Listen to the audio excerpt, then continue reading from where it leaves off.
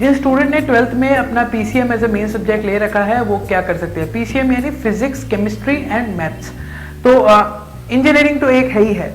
Engineering के लिए अगर पीसीएम वालों के लिए अगर जिन्होंने लिया हुआ है वो इंजीनियरिंग तो कर सकते हैं। इंजीनियरिंग के लिए भी जिन स्टूडेंट को नहीं पता मैं बता देता हूँ, इंजीनियरिंग के लिए आपको आईआईटी जेईई या फिर एनआईटीज के अलग एंट्रेंस एग्जाम वगैरह होते हैं, वो देने पड़ते हैं। उस हिसाब से आपको आपकी रैंक के हिसाब से आपको कॉलेज अलॉट होते हैं और आप इंजीनियरिंग कर सकते हैं। एक ये बहुत बड़ा परसेप्शन है कि इंजीनियरिंग कर ली तो जॉब नहीं लगी, और कई हद तक ये सही भी है, क्योंकि अगर आप एक डेटा के अनुसार हम मानते हैं, एक सर्वे हुआ था जिसमें ये बताया गया था कि 60% of engineering graduates are unemployable. दो कारण हो सकते हैं इसके, मैं मानता हूं। अगर आप इंजीनियरिंग कर रहे हो और अगर आपकी जॉब नहीं लगती, एक तो आप पढ़ाई में इंटरेस्ट नहीं ले रहे, आप सिर्फ डिग्री लेने के लिए कॉलेज गए, आपने डिग्री ले आ गए, इसका ये दुष्प्रभाव पड़ेगा। या फिर इसका एक जो डिसएडवांटेज आपको ये होगा, जब कॉलेज में प्लेसमेंट के लिए कंपनीज आएगी तो वो कंपनीज आपको सिलेक्ट ही नहीं करेगी, क्योंकि आपको कुछ नॉलेज ही नहीं है। सबसे मेन रीजन तो ये रहता है कि आप इंजीनियरिंग स्टूडेंट्स की जॉब नहीं लगती, चाहे अगर आपने आईआईटी से भी क्यों ना किया हो, अगर आपको खुद को नॉलेज नहीं है तो आपकी जॉब नहीं लगेगी। दूसरा मेन कारण मैं जो मानता हूं कि इंजीनियरिंग स्टूडेंट्स की जॉब नहीं लगती, वो ये है कि जिस इंजीनियरिंग कॉलेज से आप कर रहे हैं वो इंजीनियरिंग कॉलेज इतना लो लेवल का है, मतलब उसकी रैंकिंग कहीं भी स्टैंड नहीं करती, और फैकल्टी बहुत बेकार है, इसके अलावा इंफ्रास्ट्रक्चर बहुत बेकार है।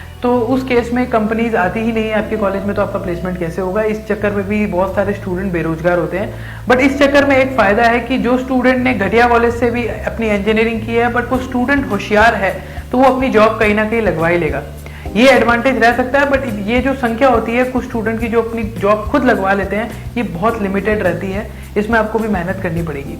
इंजीनियरिंग में भी बहुत सारी फील्ड होती है दोस्तों, जैसे mechanical, computer science, information technology, तो आप अपनी चॉइस के अकॉर्डिंग फील्ड चूज कर सकते हैं। टॉप कॉलेजेस की बात करें तो आईआईटी सबसे पहले आते हैं, इसके बाद एनआईटीज, इसके बाद कुछ और कॉलेज है जैसे Birla institute of technology, bits Pilani एक बहुत अच्छा कॉलेज है, प्राइवेट कॉलेज की बात करें, और भी बहुत सारे कॉलेज आते हैं। बट एक चीज़ हमेशा ध्यान रखें, अगर आप इंजीनियरिंग करने की सोच रहे हैं 12th के बाद, कि अपना कॉलेज अच्छे से चूज करें।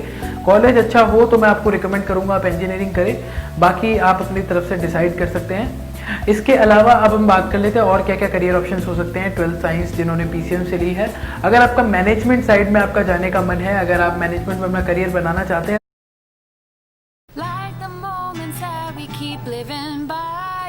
सितारा वीडियो कब अपलोड कर रही हो तो आप बीबीए कर सकते हैं।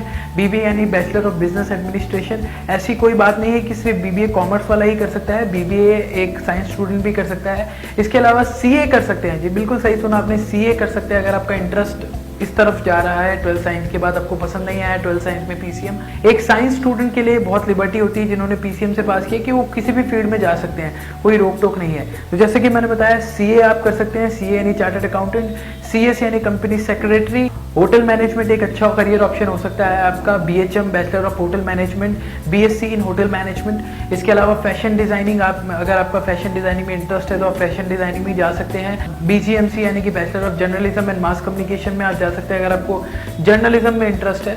जिन स्टूडेंट को पायलट बनना है वो पायलट भी बन सकते हैं 12th साइंस के बाद। बैचलर ऑफ आर्किटेक्चर आप कर सकते हैं अगर आपका आर्किटेक्चर में इंटरेस्ट है। तो आई थिंक ऐसा कोई करियर नहीं है जो एक साइंस वाला कर नहीं सकता, सारे ही करियर में आप एलिजिबल है, ये आपके इंटरेस्ट पे डिपेंड करता है।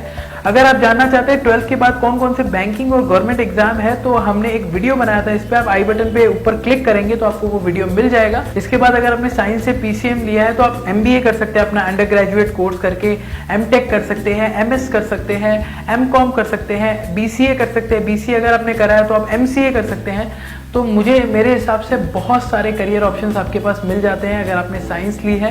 बट मेक श्योर कि आप जो भी कोर्स चूज करें उसमें आपका इंटरेस्ट हो, तभी आप उसमें सफल हो पाएंगे। तो दोस्तों ये तो सारे कोर्सेज थे जो कि 12th साइंस पीसीएम वाला कर सकता है और 12th साइंस पीसीबी वाला कर सकता है। आई होप आपको ये सारी चीजें समझ आ गई होंगी कि कौन कौन से करियर ऑप्शन है, और ये आपका जो भ्रम था कि सिर्फ साइंस वाला इंजीनियरिंग और डॉक्टर ही बन सकता है, ये दूर हुआ हुआ है इस वीडियो के माध्यम से। हमारा मकसद यही था कि आपको नए नए कोर्सेज से इंट्रोड्यूस हम करा सके, ताकि आप जो अपना करियर चॉइस है वो सोच समझ के ले सके। मैं आपको यही एडवाइस दूंगा आप लोगों को कि जो भी कोर्स चूज करें अपने इंटरेस्ट के अकॉर्डिंग चूज करें। ऐसा मत सोचे कि वो लोग क्या कहेंगे, हमने इंजीनियरिंग की तो लोग क्या सोचेंगे। ये सारी चीजें कोई मायने नहीं रखेगी आपके आगे की लाइफ में।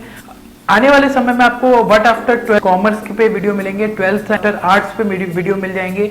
अगर आपने 12th में मैथ्स नहीं लिया है तो क्या क्या कोर्सेज आप कर सकते हैं, तो ये सारी हम सीरीज बना रहे हैं, तो ये सारी सीरीज आपको आने वाले समय में मिल जाएगी। तो